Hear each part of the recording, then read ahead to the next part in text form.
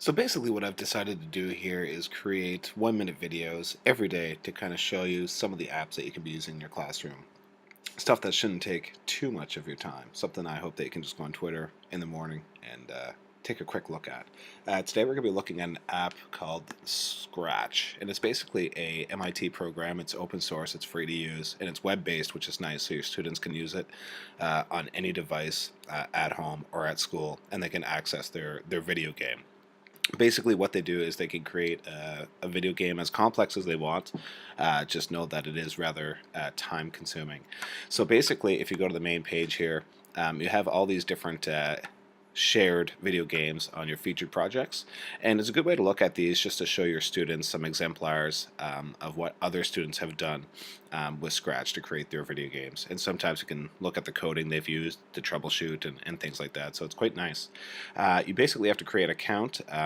You do have to be 13, but if you want to create a school account, you can do that as well and just get them all to use the same user account to get around that. If I click on my folder, I'll give you a quick little overview of what you can do.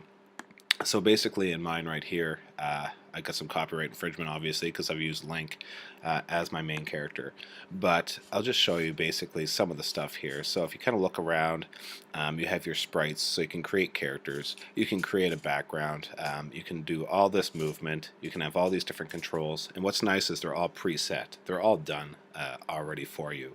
You don't have to teach your kids Java or teach them, C++ or any of that stuff. You can basically dive right into it in the first class. So if I press my flag, I have Link kind of moving around a plane, and I have this bat that's trying to attack me.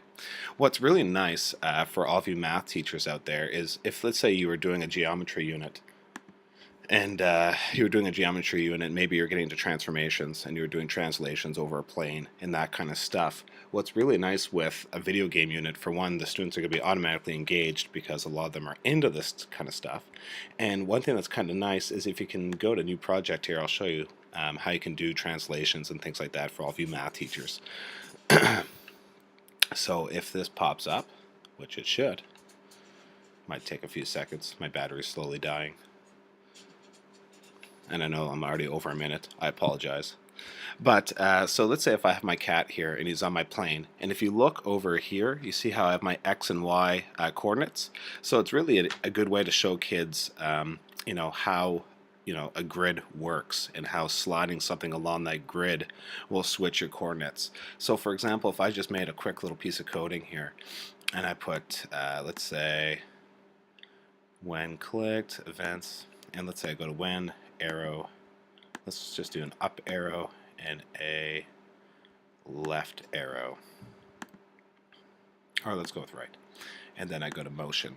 So one thing you could do is, okay, so if you go to up, move 10 steps, right, move 10 steps, and you say, okay, when I press the up arrow, my cat's going to go not up, he's going left to right. Why is that? And your student might say, well, maybe he has to move along the y-axis to go up. So it's a good way. And so if I go to change y by 10, now my cat will go up.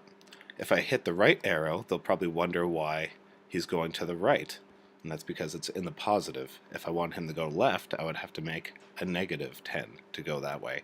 So it's kind of neat to show students how translations and transformations work along a plane if you're trying to figure out engaging ways to kind of do a geometry unit. Especially, it kind of replaces the old grid paper and makes it a little more interactive for students. So that is Scratch. It's a video game design web-based app, and it can be used pretty much anything that runs Java. So it's pretty nice. It's free. Try it out.